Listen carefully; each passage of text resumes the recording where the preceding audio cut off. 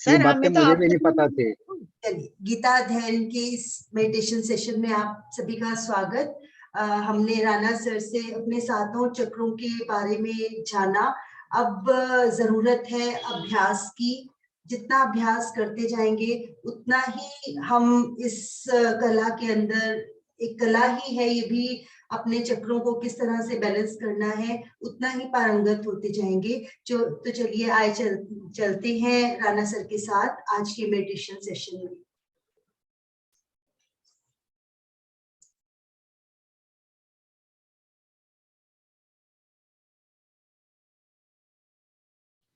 सभी अपना meditation posture ले लें, जो भी सुविधाजनक पोस्चर है उसमें बैठ जाएं।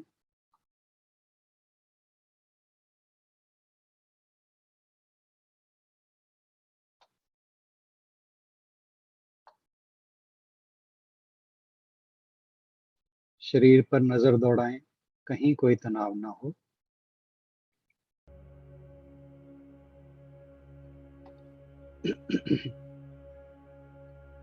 अगर कहीं शरीर में कोई तनाव है तो उसे रिलैक्स कर लें।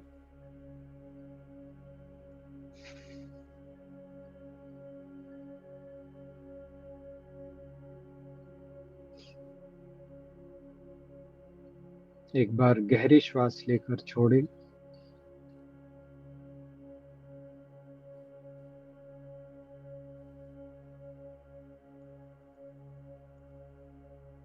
म्यूजिक की साउंड ठीक है जी? अब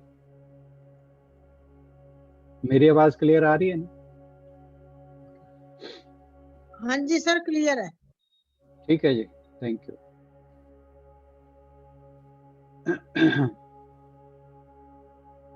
मूल बंद लगा लें।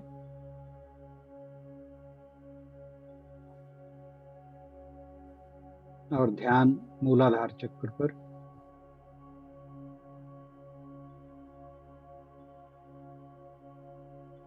लाल रंग का 4 पत्तियों वाला कमल का फूल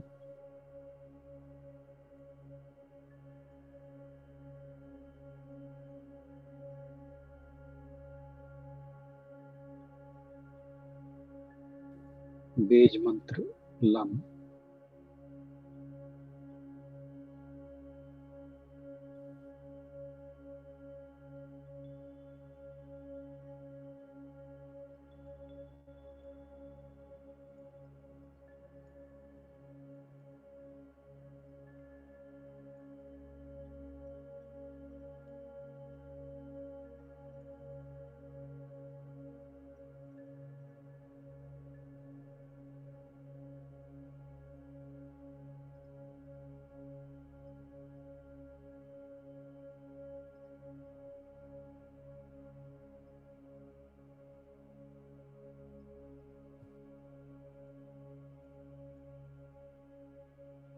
एक गहरा श्वास लेकर छोड़ें और ध्यान को स्वाधिष्ठान चक्र पर लगाएं। ऑरेंज कलर का 6 पत्तियों वाला कमल का फूल बीज मंत्र वम।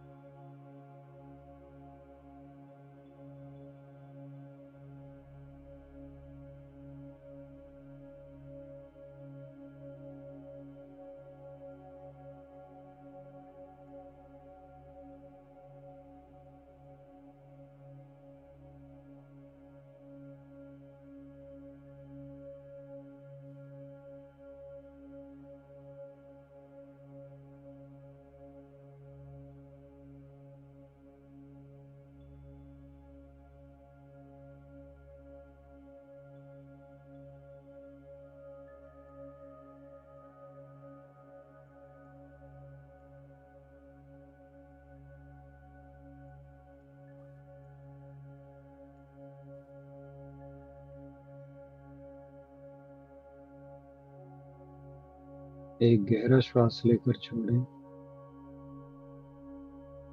और ध्यान को मणिपुर चक्र पर लगाएं, नाभि के बिल्कुल पीछे रीढ़ की हड्डी में। 10 पत्तियों वाला गहरे पीले रंग का कमल का फूल। बीज मंत्र रम।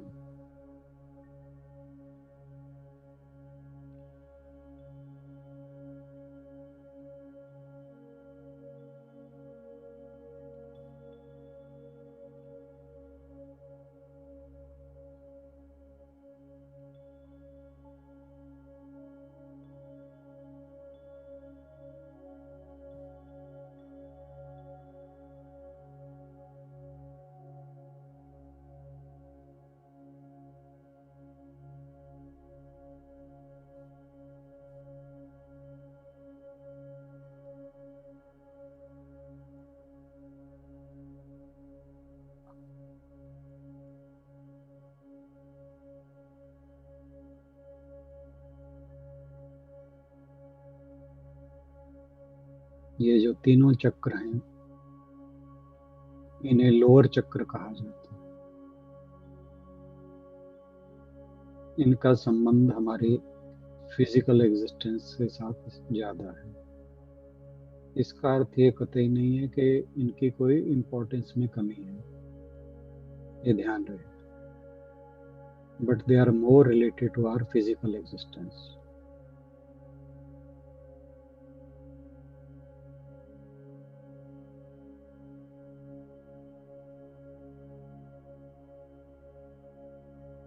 मूल बंध यथासंभव लगाए रखें।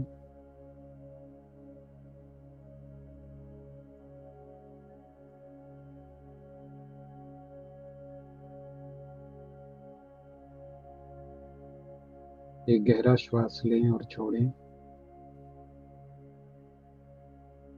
और अब अपने ध्यान को हृदय चक्र, अनाहत चक्र या हार्ट सेंटर पर लगाएं, चेस्ट के बीचों बीच।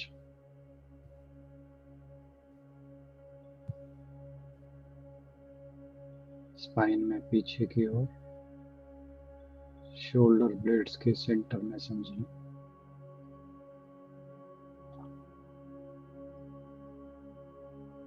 यहाँ से जितने भी ऊपर चक्र हैं, इनको हायर चक्रास कहा जाता है। They are more related to our higher consciousness.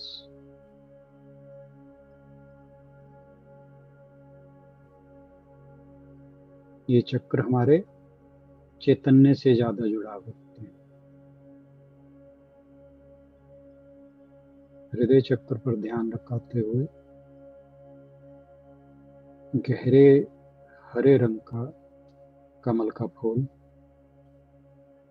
12 पत्तियों वाला। बीज मंत्र यम, उस पर ध्यान करें।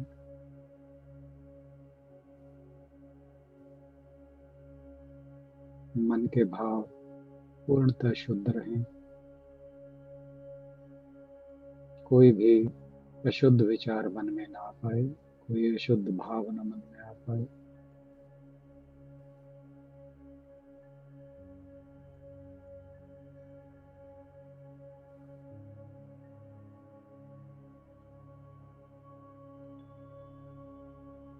मन में प्रेम, करुणा, दया, इनके भाव लाएं।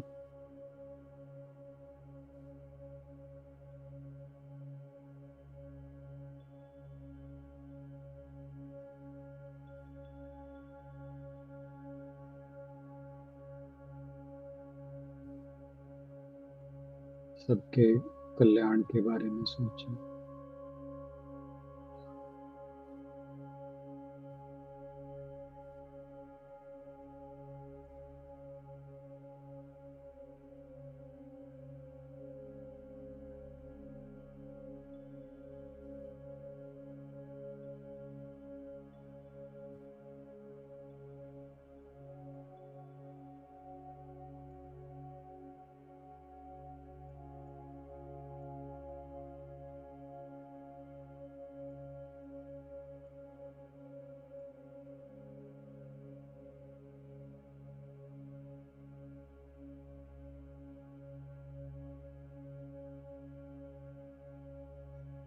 एक गहरा श्वास लें और छोड़ें।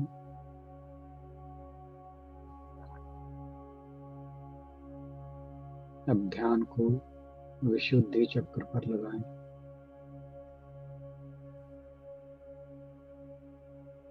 गले में एडम एप्पल के बिल्कुल पीछे।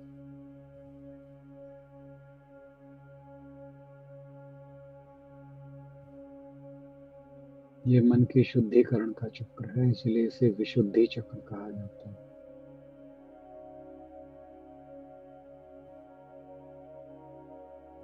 सोलह पत्तियों वाला कमल का फूल, वायलेट कलर का, बीज मंत्र हम।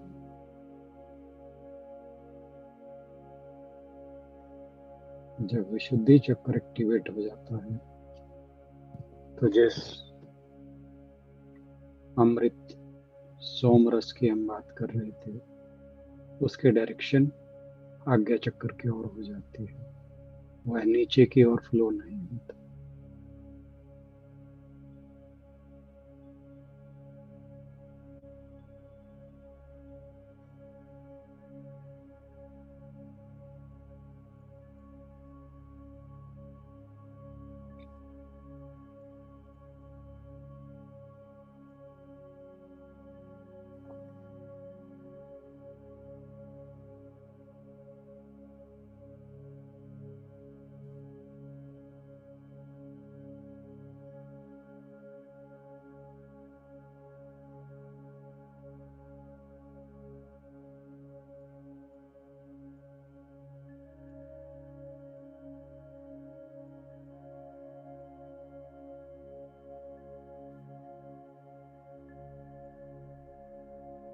एक गहरा श्वास लें और छोड़ें, और ध्यान को आज्ञा चक्र पे लगाएं, भ्रू मध्य के बिल्कुल पीछे, मस्तिष्क के बिल्कुल केंद्र में।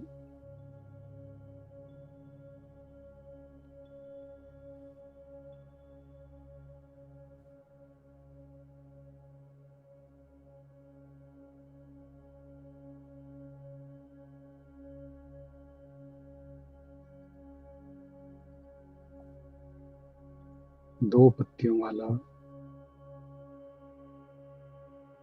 आसमानी कलर का कमल का फूल,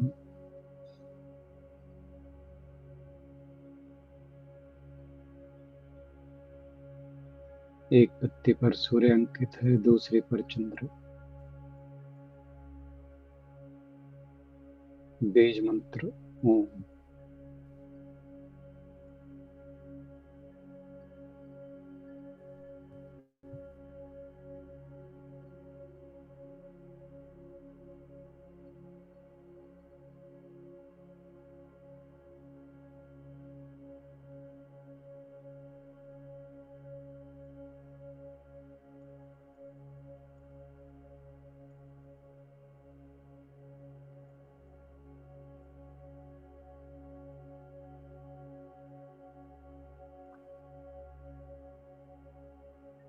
आज्ञा चक्र पर ध्यान करने के लिए ज्योति के प्रकाश,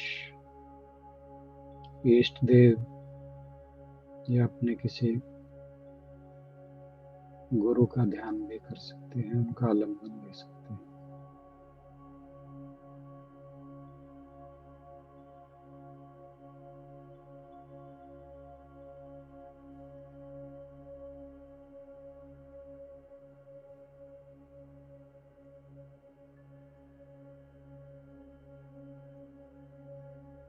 एक बार सभी चक्रों को विजुलाइज करें। देखें कि सभी चक्र एक्टिवेटेड हैं।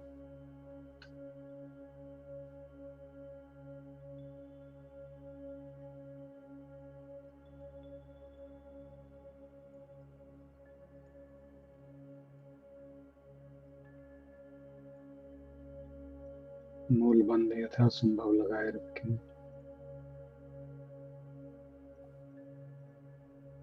ऊर्जा के प्रवाह को ऊपर की ओर महसूस करें।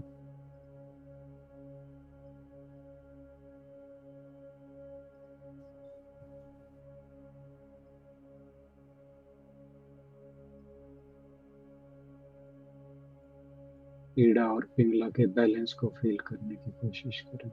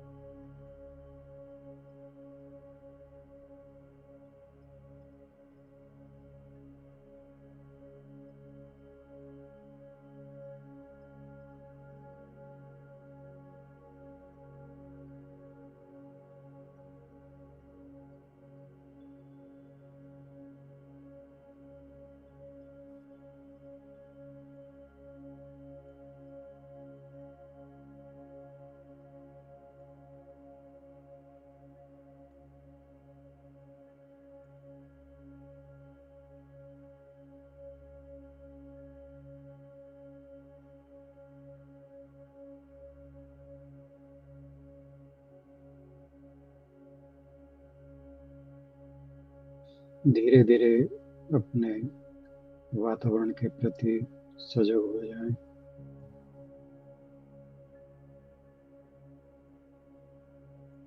अपने आसन के प्रति सजग हो जाएं।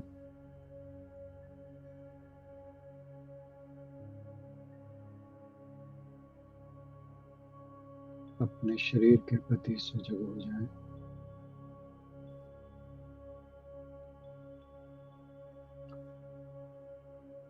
आंखों को नीचे की ओर देखते हुए धीरे धीरे खोलें।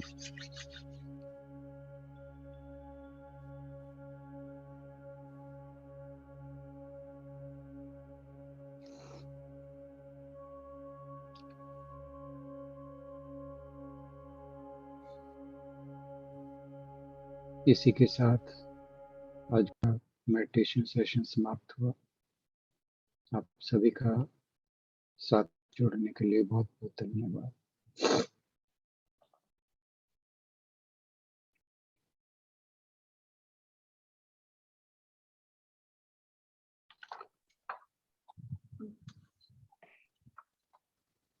धन्यवाद राणा सर आज के मेडिटेशन सेशन के लिए।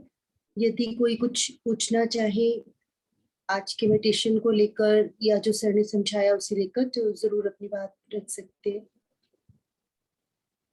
सर एक तो जैसे आपने हर चक्रा का बताया था कि किस किस पार्ट से रिलेशन है, तो किसका उसका किस पे प्रभाव होता है, और दूसरा आपने बताया आज के इसको पूरा प्राण वायु को ऊपर लेके जाते हैं और फिर मैसेज भेजना होता है वहां पर कि जहां पर हमें हीलिंग की जरूरत है। तो क्या हमें जिस चक्रा का उससे रिलेशन है उसी चक्रा को बैलेंस करने की कोशिश करनी चाहिए या यही प्रोसीजर फॉलो करना पड़ेगा? प्राणवायु को तो आज्ञा चक्र से ही भेजा जा सकता है। जो ये हीलिंग वाला प्रोसेस है ना, क्योंकि अब जैसे मणिपुर चक्र की बात करें, वो पेट के संबंधित जितने भी हमारे ऑर्गन्स हैं वो से रिलेटेड है। स्वादिष्टान चक्र है जो रिप्रोडक्टिव ऑर्गन्स के साथ है। ठीक है, तो अब बाकी जो शरीर है वहां प्राणवायु, क्योंकि जब हम अब जैसे मणिपुर चक्र है बैलेंस अगर करते हैं तो पेट के आसपास के जितने भी पेट से संबंधित हमारे ऑर्गन्स हैं ना, उनके ऊपर उनका प्रभाव पड़ता है। पर अगर हम अब जैसे एक लेजर बीम से हम फोकस्ड एनर्जी डालते हैं, उस तरह से अगर हमें कुछ करना है तो वो आज्ञा चक्र के थ्रू ही प्राणवायु को भेज के हो सकता है।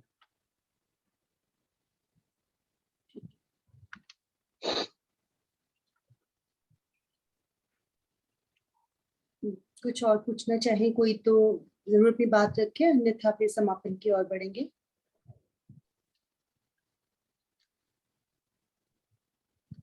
क्या समापन करते हैं? सर्वे भवन्तु सुखिनः, सर्वे सन्तु निरामयाः, सर्वे भद्राणि पश्यन्तु, मा कश्चित् दुःखात् भवेत्। ओम शांति शांति शांति। सभी को बहुत बहुत प्रणाम। सभी की ओर से राणा सर का बहुत बहुत धन्यवाद। ये इस फॉर्मेलिटी की बिल्कुल जरूरत नहीं, ये फॉर्मेलिटी नहीं है सर, ये दिल से नहीं नहीं नहीं, मैं ये नहीं कह रहा कि आपके दिल से नहीं है, मैं उसके तो बात ही नहीं कह रहा कि भाई आप फॉर्मेलिटी कर रहे हो।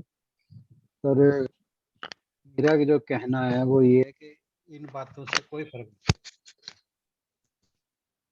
नहीं, बल्कि बाधा वाली ज्यादा होती हैं बजाय कुछ फायदे। और ये फैक्ट आप भी हमारा जुड़ने के लिए धन्यवाद करते हो। आप सभी का धन्यवाद हमारे साथ जुड़ने का। हमने तो कभी कुछ नहीं कहा। ये मैं आपको फैक्ट बता रहा हूँ। कोई बात नहीं। हमारे शास्त्र में कहते हैं कि एक व्यक्ति को इम्पोर्टेंस देना बिल्कुल जरूरत नहीं है। एक सामूहिक भाव अलग बात है, पर किसी एक सर वो हम व्यक्ति को नहीं, उस आत्मा को धन्यवाद कर आत्मा रहे को हैं। नहीं, ईश्वर को धन्यवाद ईश्वर, वो देना। ईश्वर का रूप है ना सर। तो सारे ही है ना, फिर आप अपना भी धन्यवाद। नहीं, ये बिल्कुल सही है। हाँ ये जो जी। व्यक्ति को इम्पोर्टेंस देना है ना, ये हमारे जो सामाजिक पतन का कारण है, वो सबसे ज्यादा यही है। नहीं, हम ईश्वर को देते हैं, प्रायोरिटी आध्यात्मिक, ईश्वर को देते हैं। हमारे आध्यात्मिक और सामाजिक, इसके पतन का मुख्य कारण यही है कि हम व्यक्तियों को बहुत ज्यादा विशेषता दे देते हैं, बहुत ज्यादा इम्पोर्टेंस दे देते हैं। और यही, ये अभी तक जो हमारे हालात जो दयनीय बने हुए हैं ना, उसका सबसे बड़ा कारण ये है। इसलिए हर चीज में भगवान को इन्वॉल्व करो, ईश्वर को इन्वॉल्व करो। और मैं तो बड़ा मूढ़ आदमी हूँ, मुझे इतने पता नहीं आप लोग क्या समझते हैं मेरे बारे में, रियलिटी तो मुझे ही पता है ना। चलिए, तो आपको सभी को अगर ये वीडियो अच्छा लगा तो जरूर अपने जो भी आपके वेल विशर्स आप उनके हैं, उनको जरूर उन तक ये पहुंचाएं, जो पहला वीडियो आज जिसमें सर ने इम्पोर्टेंस बताई है हमारे चक्रस की, ताकि उन्हें भी इससे लाभ मिल सके और वो भी इसको सीखने के लिए प्रेरित हो सके। सभी का बहुत ये बहुत बात है कि हम, जब हमें कोई चीजें पता लगती हैं तो हमारा झुकाव और बढ़ता है उस ओर। तो चीजों का ज्ञान होना, यही सबसे बड़ा फायदा है उसका, कि हमारा उसके अंदर फेथ बढ़ता है कि ये प्रोसेस जो हम फॉलो कर रहे हैं, ये नहीं, ये एक अच्छी प्रोसेस है और ये हमारे फायदे के लिए है। तो ये ज़्यादा इम्पोर्टेंट है। चलिए, बहुत बहुत धन्यवाद। धन्यवाद सभी को।